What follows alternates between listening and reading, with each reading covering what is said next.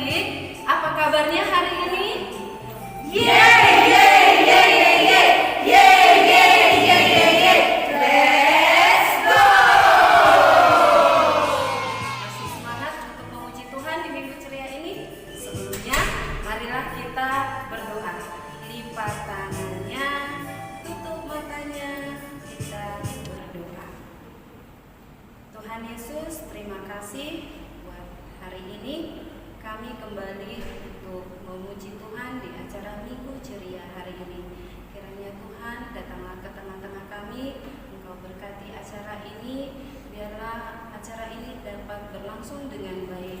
Kiranya Engkau berkati guru-guru sekolah minggu yang terlibat dalam pelayanan Minggu Ceria ini. Engkau berkati juga Tuhan adik-adik sekolah minggu HKBP Cisauk, biarlah boleh mengikuti Minggu Ceria ini dengan baik dan bersuka cita. Terima kasih Tuhan, kami serahkan acara Minggu Ceria ini ke dalam tangan-Mu. Terpujilah Engkau dahulu, sekarang, dan sampai selama-lamanya. Dalam nama Tuhan Yesus kami berdoa dan mengucap syukur. Amin. Nah, adik-adik, kita mau angkat satu lagu pujian. Ayo semuanya bangkit berdiri. Kita menyanyikan Saya Senang Jadi Anak Tuhan.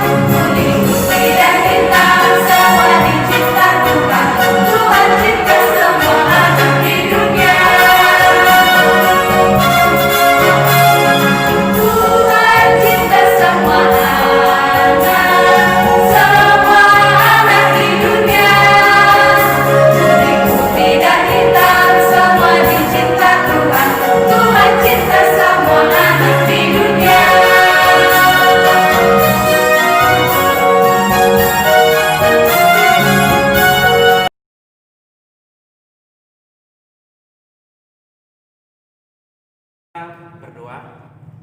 Damai sejahtera dari Allah Bapa yang melampaui segala akal, itulah yang memelihara hati dan pikiranmu di dalam Kristus Yesus.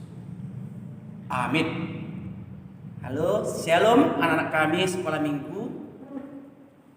Pada hari yang indah ini, di siang yang indah ini, Amang akan berkhotbah dari kehidupan seorang Petrus yang hidupnya telah diubah oleh Tuhan. Yang pada awalnya dia hanyalah seorang penjala ikan, dia adalah seorang nelayan, dan sekarang dia diubah oleh Tuhan untuk menjadi seorang penjala manusia. Oleh karena itu, Pada siang yang indah ini kita akan membaca firman Tuhan yang tertulis di dalam kitab Kisah Para Rasul. Kisah Para Rasul pasal yang ke-10 dimulai dari ayat yang ke-34 sampai dengan ayat yang ke-35. Adik-adik sudah buka Alkitab kan? Mari kita baca seperti yang Amang bacakan. 1, 2, ya. Lalu mulailah Petrus berbicara, katanya, "Sesungguhnya aku telah mengerti bahwa Allah tidak membedakan orang. Setiap orang dari bangsa manapun yang takut akan Dia dan yang mengamalkan kebenaran berkenan kepadanya." Demikian firman Tuhan. Anak-anakku yang terkasih di dalam Kristus Yesus, tentunya anak-anak, Amang punya cerita untuk kalian semua. Gambar siapakah ini? Ya, mungkin gambarnya tidak nampak, tapi nanti Amang akan titipkan buku ini, buku cerita Amang Pendeta, kepada guru-guru sekolah minggu. Ada yang tahu gak gambar siapa ini? Dia adalah murid Yesus yang sangat setia. Dia adalah murid Yesus yang awalnya adalah seorang nelayan. Iya, gambar dia. Ketika dia dipilih oleh Yesus, dia adalah seorang nelayan dan dia adalah seorang murid yang sangat setia kepada Yesus. Mengapa Pak Pendeta katakan dia setia? Karena dialah adalah orang yang pertama diajari Yesus untuk berjalan di atas air. Dia adalah murid yang pertama yang senantiasa di mana Yesus berada, di situ dia berada. Dan dia adalah seorang yang punya iman yang teguh. Bagaimana ketika Yesus menderita? Ya, kita lihat ya. Ini ya. Ketika Yesus di bukit Getsemani, ketika ia berdoa, tiba-tiba datang pasukan Romawi. Dia ingin menangkap Yesus. Dan ketika Yesus mau ditangkap, murid ini dia mengacungkan pisaunya, mengacungkan pedangnya untuk memotong telinga dari seorang perwira Romawi yang bernama Malkus. Tentunya anak kami sekolah minggu sudah tahu siapakah dia. Demikian juga yang dilakukannya setelah Yesus ditangkap. Yesus dibawa ke pengadilan Yahudi. Dan Yesus di hadapan seorang Pilatus. Ternyata dia juga menyangkal Yesus 3 kali lamanya. Ya. Dia murid yang setia, dia murid yang senantiasa berpegang teguh pengajaran Yesus. Tetapi dia 3 kali menyangkal Yesus. Tentunya anak-anak kami sudah mengenal siapa dia. Ya, tentu ini sudah tahu kita. Ada yang tahu nggak? Ayo, tunjuk tangan dulu. Kalau ada yang tahu, nanti Amang akan datang ke rumahnya, Amang akan kasih berikan hadiah. Ayo, siapa di tangan? Ayo, silakan di tangan. Siapa namanya tokoh murid tadi? Ya, benar. Dia adalah siapa? Nggak dengar apa pendeta? Ya, dia adalah Petrus. Benar sekali. Dia adalah murid yang setia. Dia adalah murid yang sangat-sangat disayangi oleh Yesus. Itu makanya ketika Yesus bangkit di hari yang ketiga, Yesus secara pribadi menjumpai Petrus. Kenapa? Karena selama ini ya dalam peristiwa salib, Petrus sangat-sangat menyesali perbuatannya. Dia pernah mengatakan, kemana Tuhan ada, di situ dia berada. Dan ketika Tuhan menderita, Yesus menderita, justru Petruslah murid yang menyangkali Yesus. Bahkan ketika Yesus harus mati di kayu salib, Petrus tidak kelihatan dalam peristiwa ini. Oleh karena itu, secara pribadi Yesus menjumpai Petrus. Dan inilah dia menjadi semangat dia. Menjadi semangat seorang Petrus untuk bisa menikmati karya pengasihan Tuhan. Sebenarnya apa karya pengasihan Tuhan itu? Coba dulu anak-anakku sekalian. Ayo, gambar apa ini? Mendekatkan ya. Mendekatkan ya. Tentunya ini berbicara bagaimana ketika Petrus berkhotbah di pinggir Sungai Yordan. Ya, Petrus berkhotbah di pinggir Sungai Yordan. Ketika dia berkhotbah, turun Roh Kudus dan 3.000 orang lebih mereka mau dibaptis karena mereka percaya bahwa Yesus adalah Tuhan dan juru selamat manusia. Sekarang bagaimana dengan anak-anak kami sekarang ini? Anak-anak sudah dibaptis kan? Ya, coba dulu cuci tangan, ada yang mau dibaptis nggak? Pasti tidak ada yang cuci tangan ya. Tapi kalaupun ada yang cuci tangan, berarti dia belum pernah dibaptis. Kasih tahu papa mamanya, Pak, Ma, aku sudah dibaptis belum? Atau hanya, iya nak, nanti tunggu kau bisa jalan. Ternyata sampai sekarang belum pernah dibaptis. Oleh karena inilah kasih karunia Tuhan itu. Ketika Petrus diberikan kuasanya oleh Tuhan untuk bisa mewartakan berita Injil. Sekarang yang menjadi perenungannya khususnya kepada anak-anak sekolah minggu. Coba dulu gambar apakah ini? Tanda apakah ini? Kalau istilahnya dalam kuis ya Family 100 apa katanya? Tenteng, gitu kan? Iya kan? Ya, jawaban Anda salah. Jawaban Anda tidak masuk di dalam survei. Ya, ini adalah tanda sebuah kesalahan. Oleh karena itu bagaimana kesalahan anak-anak sekolah minggu khususnya? Kita lihat dulu ya. Tentunya ada kenal dengan gambar ini kan? Ya, mendekatkan. Ya, gambar siapakah ini? Ya, ini adalah gambar seorang Pinocchio. Semakin dia sering berbohong, semakin panjang hidungnya. Ayo, ada yang mau nggak hidungnya panjang? Ya, tentunya nggak ada yang mau kan anak sekolah minggu kan? Tetapi ini yang terjadi. Semakin dia sering berbohong, dia hidungnya akan panjang. Oleh karena itu, inilah seperti yang dikatakan oleh Petrus. Kita diminta untuk menyatakan sebuah kebenaran. Kebenaran itu adalah tidak berbohong. Yang kedua, bagaimana orang-orang yang tidak dikatakan adalah orang-orang yang tidak benar? Ini apa yang coba? Ayo, siapa yang pernah melakukannya ini?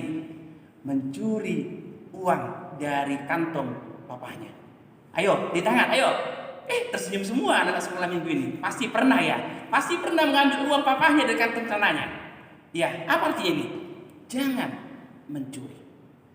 Ya, kenapa? Karena di dalam sebuah kebenaran itu, apapun yang dikatakan pencurian itu punya risiko. Apa risikonya? Ya, ini gambar selanjutnya. Gambaran risiko anak mencuri. Inilah. Ya kan? Ayo. Tentunya semua ingin punya cita-cita menjadi polisi. Ya, kalau cita-cita punya polisi, tentunya nggak ada yang mau jadi penjahat kan? Ya, kalau kalian berbohong, kalau kalian mencuri, ini ya Pak polisi ini ya dengan pentungannya menangkap penjahat. Tentunya anak-anak sekolah minggu juga tidak mau hal yang terjadi seperti ini. Kenapa? Karena mencuri itu adalah perbuatan dosa, benar sekali ya. Jadi jangan pernah coba-coba kita untuk mencuri. Kenapa demikian? Karena kalau kita mencuri, tentunya yang pertama kita telah berdosa kepada Tuhan, kita telah mempermalukan orang tua kita, demikian juga kita ditangkap oleh siapa? Oleh hakim? Bukan, oleh polisi. Ya, nanti jadi malu sama pendeta kan? Jadi malu sama guru kakak sekolah minggu kalian kan? Ini jawabannya. Oleh karena itu bagaimana sifat yang benar itu? Ternyata sifat yang benar ini seperti simbol ini. Ya, checklist hijau. Artinya segala perbuatannya ditandai dengan checklist hijau itu artinya bagus, benar, baik. Tadi checklist tanda silang merah itu artinya nilai kita berkurang atau nilai kita buruk. Tetapi tanda hijau, checklist hijau ini adalah tindakan yang baik. Kenapa yang baik? Baik menurut Tuhan. Seperti apa? Ternyata baik yang menurut Tuhan ini ya, yang benar dan yang baik menurut Tuhan ini adalah kita senantiasa berdoa. Ya, anak-anak sekolah minggu coba dulu. Coba tadi dari pagi ya, yang pergi sama orang tuanya ataupun yang mau keluar rumah ataupun yang baru bangun pagi, coba ada nggak yang berdoa? Ya, ternyata ini ya sama halnya seperti Petrus, dia senantiasa berdoa. Demikian juga dengan Yesus, ya anak-anakku sekalian. Ya, Yesus berulang-ulang berdoa. Kenapa dia berdoa? Karena doa adalah jawaban. Doa adalah sukacita. Doa adalah nafas kehidupan. Tetapi justru Tuhan mengajarkan kita untuk senantiasa berdoa. Oleh karena itu, kita harus senantiasa berdoa. Karena itulah yang benar di mata Tuhan. Demikian juga kalau sudah benar di mata Tuhan, tentunya sudah benar di mata kita manusia. Yang kedua, setelah kita berdoa, ya di sini ada papa, ada mama, ada kakak, ada abang. Ya, ini gambaran anak-anak sekolah minggu yang sama-sama membaca firman Tuhan bersama dengan orang tuanya. Coba dulu, ada enggak orang tua kalian yang menemani kalian sekarang sedang menonton ini? Ada enggak orang tua yang senantiasa menerangkan firman Tuhan ini? Ya, ini juga menjadi tugas PR kami, terlebih tugas kami orang tua untuk mewartakan itu.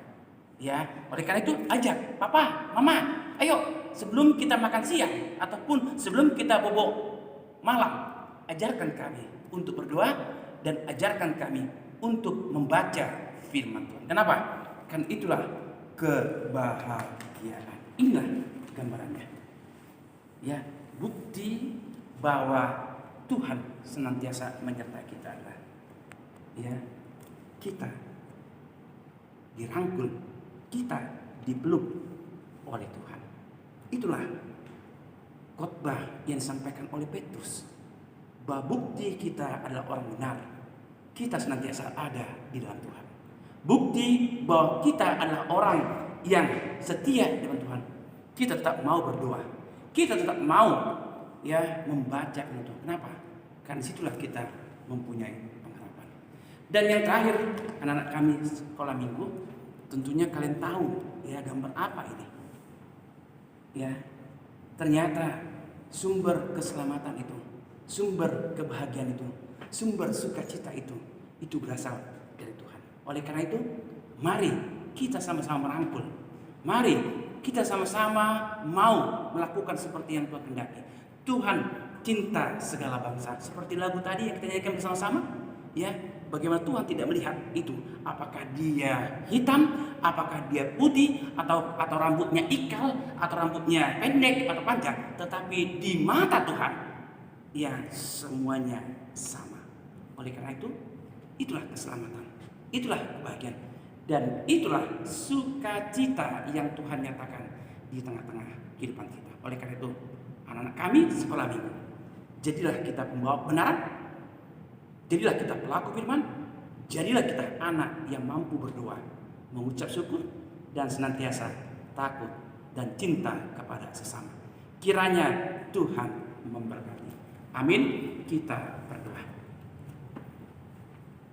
Sabda firman Tuhan mengajak kami, terlebih anak-anak kami, supaya mereka lebih melihat keteladanan dari seorang Petrus. Ketika Petrus adalah seorang yang tidak setia, tetapi Tuhan tetap merangkul dia, Tuhan tetap memakai dia, dan Tuhan juga yang memberikan sukacita kedamaian bagi dirinya. Kamilah Tuhan anak-anak kami sekolah minggu. Kamilah Petrus yang baru, Petrus yang setia, Petrus yang taat, Petrus yang membawa kejujuran. Demikian juga kami mampu melakukan yang terbaik di mata Tuhan. Oleh karena Tuhan berkati kehidupan anak-anak kami ini. Kami percaya Tuhan memelihara kehidupan mereka. Demikian juga Tuhan senantiasa ada di tengah-tengah kehidupan mereka. Berkati Tuhan papa mama kami, berkati abang dan kakak kami, adik kami Tuhan. Biarlah kami bisa menjadi keluarga yang berbahagia, kami bisa menjadi anak-anak yang takut akan Tuhan.